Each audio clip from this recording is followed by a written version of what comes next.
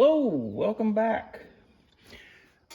Today I'm going to work on my Mack B61. It has a 237 Maxidine engine been installed in it.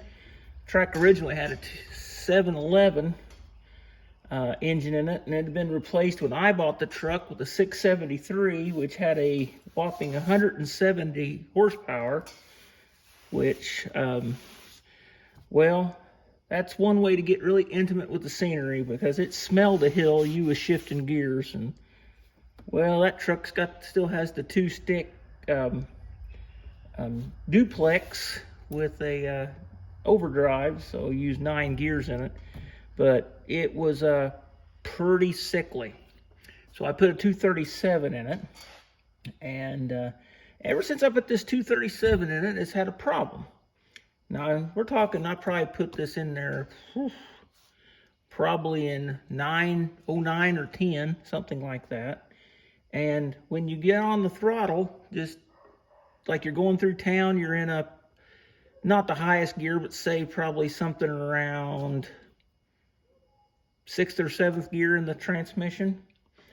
It surges. It'll just sit there and surge, and it gets violent, because, you know, the truck just shakes all over, and then you start bouncing around, and your foot pedal starts, bouncing around, and it makes it even worse. So what I decided, I got on the Big Mack Trucks website. I had a bunch of guys on there, and they said, look at this little arm. Of course, this arm's on my truck only got one. This is my parts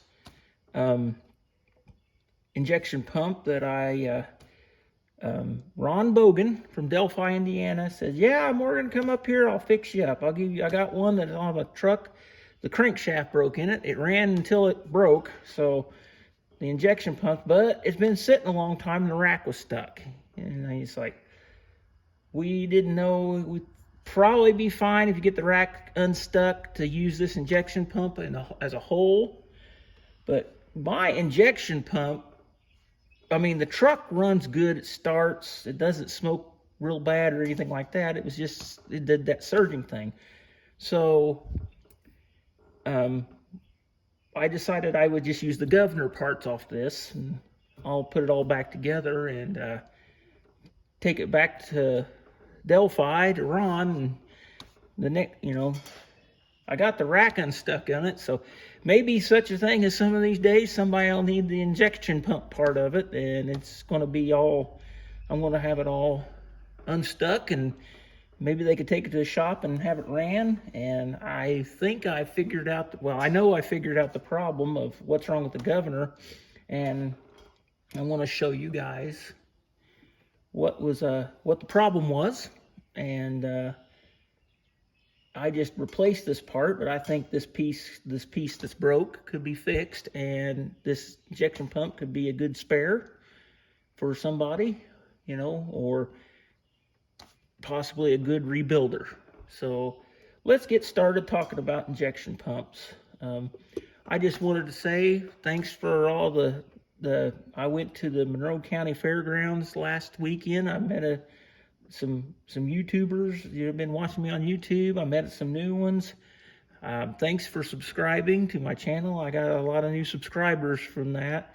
I need to get some cards to give out, so talk about what we do. And I'm not any of the biggest YouTubers out there by a long shot. Probably more towards the minnow-sized ones, but possibly plankton, really small. So anyway, just saying that I appreciate you guys. It gives me a boost. I make no money doing this whatsoever. So I just do it to, I don't know, waste time, whatever. But anyway, I appreciate you subscribing, stopping in, enjoying what we did to the Caterpillar and some of the other things. I had this Mack truck. I really wanted to get it going. I think it'd look really cool with a trailer with a Caterpillar on the back. So, all right. Well, let's start with there's several different videos out there on how inline injection pumps work.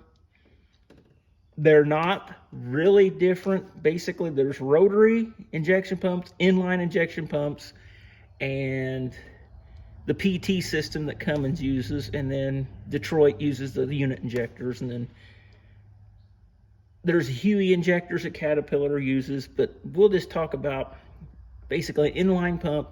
They kind of all work on the same principle. I mean, parts probably won't interchange, of course, but just get an idea how they work, you know. But we're going to talk about this one in particular. So on this arm that goes on the throttle, there's a arm that goes on these splines, and on this arm, you know, has holes to put your throttle linkage. Well, on that arm, it's spring loaded, and if the linkage has too much, the geometry's not right on it, and say the linkage for it to go to closed, if the shaft only wants to turn that far, but the linkage wants to go that far, there's a spring in there, and it breaks over the center point and lets it, you know, everything work that way.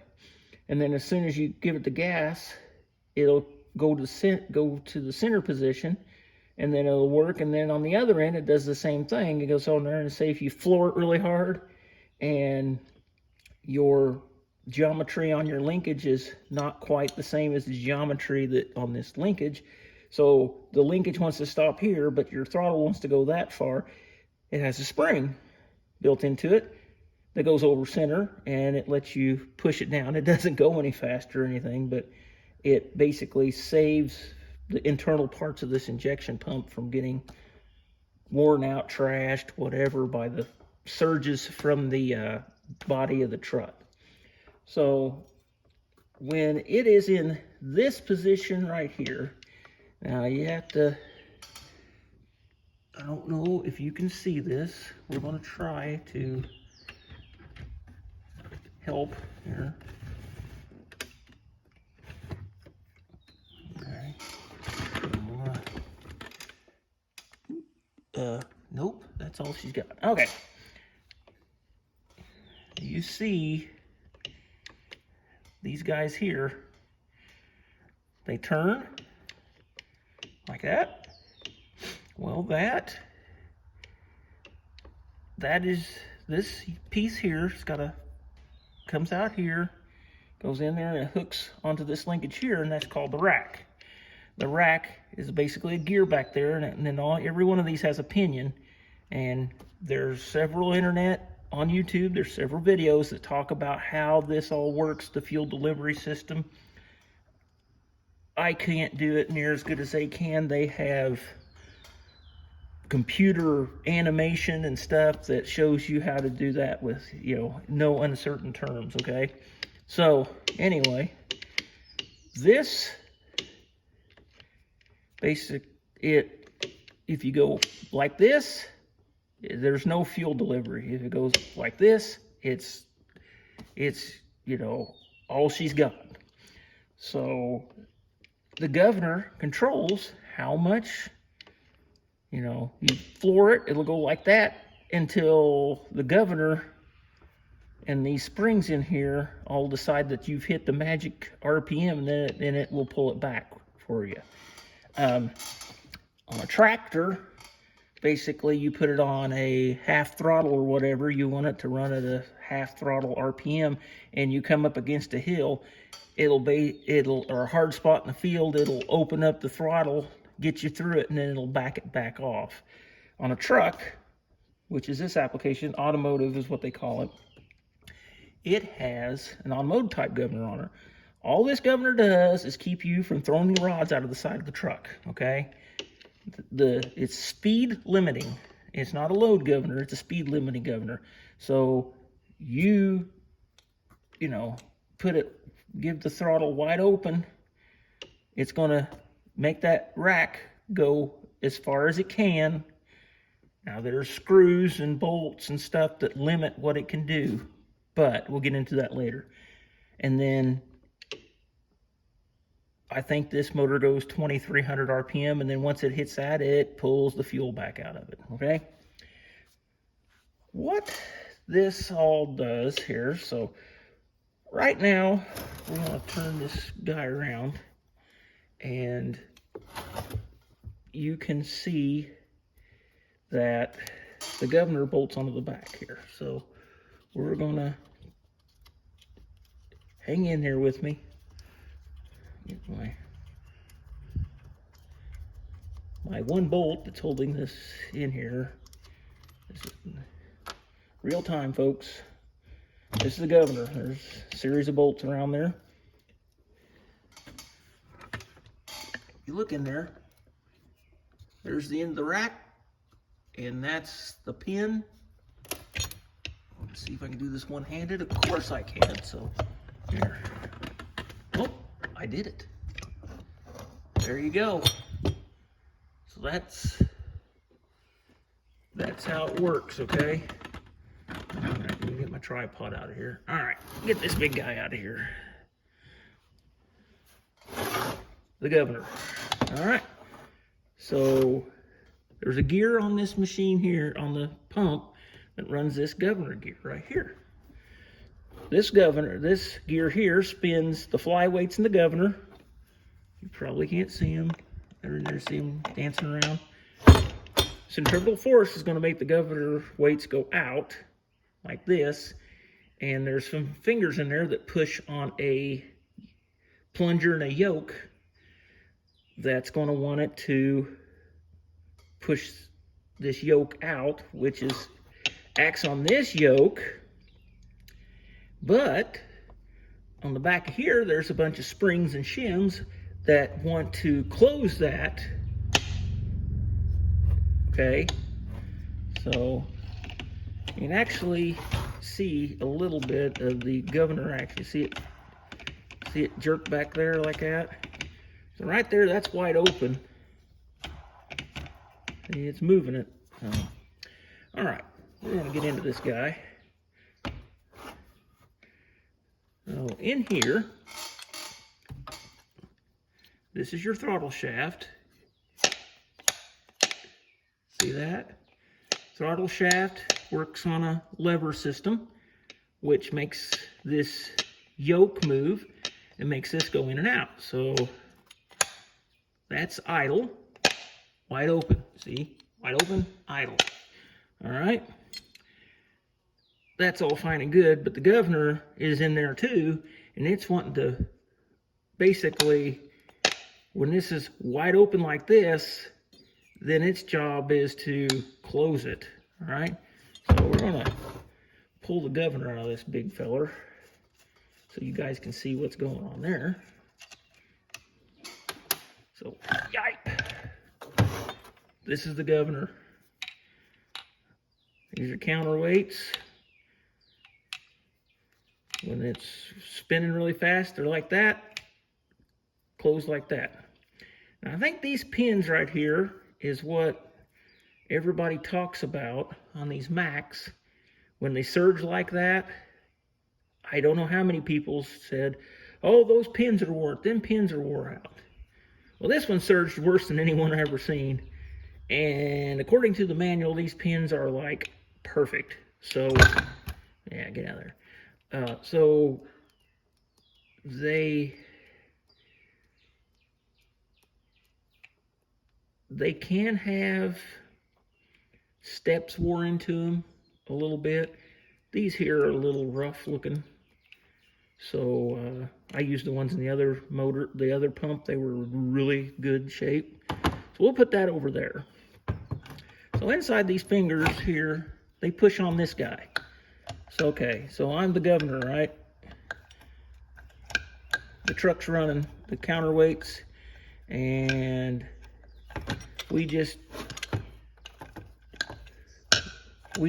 encountered a hill, all right? So I'm giving her all she's got, right? So this is out here like this. Governor's slow, so it's not putting any force on this thing, right? So she's crawling up the hill there, and she finally gets done with the hill. You still got it on the floor because you're losing time, right? You gotta get it. You know, as soon as that gets the motor going up to 2300 or 2100 RPM, it pushes on this. You see how the governor, the linkage there, starts moving back. So it's wanting to close that throttle. It's like, no, we're done, all right? So that's how that works. Now, I'm gonna take this back portion off.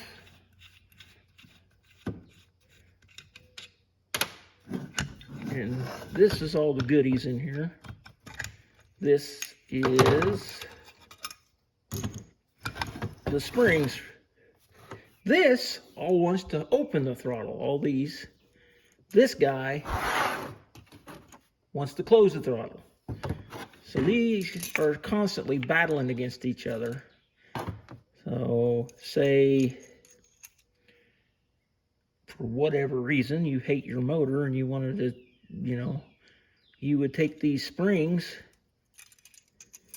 Of course, I can't do it right now. There we go. There's shims in here. And you can use these shims to adjust a couple different items. I believe that it can adjust the top speed of the governor. It also can adjust how responsive the governor is to your requests, I guess. It could, but I think mostly is what on this governor, on this, is for your top speed of the motor. I'm just an amateur here. I'm just trying to get to the point of where I figured out what was wrong with it. All right, so this is the yoke. This is basically, it's kind of like a throwout bearing on a clutch. It pushes, this is, the governor pushes on this guy, and it's got these pins here, and this slot in there, and that does all that monkey motion right there. All right. Well, this is what my problem was in the grand scheme of things here. If you notice this thing, you may not be able to tell it now, but there's a spring in here. It does the same thing. It's an over center spring. It goes, this is the throttle input, and this basically does the same thing as that lever that was out here again. Well, this one, you may not be able to tell, but this one has ever so slightly a bit of slop in it. And I mean tiny. It's not a whole lot. So anything that can cause loose action in this area here, these pins here that are on this yoke, all the way back up here to the governor, anything in this mechanism that's loose will cause this. It'll sit there and oscillate when it's not supposed to. So in this one here, like I said, this spring was loose against this yoke right here, and it could just sit there and go like that, and it was making it could move freely, and it just did whatever it wanted to. So that's what was wrong with this particular truck. Now to the good stuff.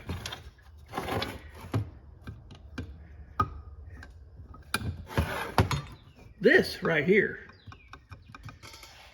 it's got right here on top, and all this stuff. See how it's got threads on it like that? that is how far this goes forward before it goes backwards when it hits the 2100 RPM maximum speed. So you say, so what? If this lever was to go a lot more forward and then back off, what do you think would happen? It would probably deliver a lot more fuel to the motor, and then it would back it off at the appropriate RPM. So right here is, this is what you mess with to turn it up. It's all, you know, smoke and mirrors and dark science, you know. It really, literally, you turn this half-inch bolt here and you start moving this forward, and truck smoke more this way, less this way. Now, I don't know. My truck never hardly pulls anything more than a couple of tractors on a flatbed. I just soon had the fuel savings, but it is kind of fun to know how to turn them up. This guy down here, there's a screw down in here. They call that the droop screw. Well, what the droop screw's job is that whenever you're pulling a hill and you're too lazy to shift, and the truck's just sitting there just going lower and lower, and you've got this thing hell-bent for election, just pouring the fuel to it, the droop screw is going to go, your RPM's too low and you're putting too much fuel to it, and backs it off, because it's basically trying to break the truck. A lot of fuel and no RPM builds a lot of heat on the tops of the pistons and melts things down, and just really bad. So don't mess with that. So that's what its job is. That's pretty much all that's really worth talking about on this thing, other than I got to put it all back together so I can give it back to the person that gave me the parts. Took the truck down the road after replacing these parts. I was able to get the governor off the back of the injection pump without pulling the injection pump off the truck. Hopefully I could find one of my kids to ride with me that won't, maybe we can videotape the truck going down the road or something one of these days. But I just wanted to show what I did to make it work, and maybe you learned one or two things. I know this screw here is for the idle. This is the idle speed, and like I said, that's basically how you turn the motor up. I've turned one or two up doing it this way, and it does make a difference. They'll smoke and giddy up go pretty good, and they sound pretty awesome. But there's no I don't know, there's really no point in it other than just making a bunch of smoke and making all the people in the neighborhood mad at you, which I do anyway, so I don't have to buy a bunch of diesel fuel to do that. So anyway, got any questions? Please feel free to leave me a comment. I read all my comments. Usually there's like a total of 5, so it's not that big a deal. And if you got any questions, if I'm dead wrong, feel free to tell me so. We'll make it right. And I hope you enjoyed listening to me ramble on. But I'll catch you on the next video, and we'll tear something else apart, put it together, and hopefully we can improve it. So also, like I said, I'm in southern Indiana here. If you know of any good tractor shows that are coming up, this is in June, July, I'd love to hear from you. If it's not too big of a deal, I may load up some stuff and show up and have a good time. So talk to you later. See ya.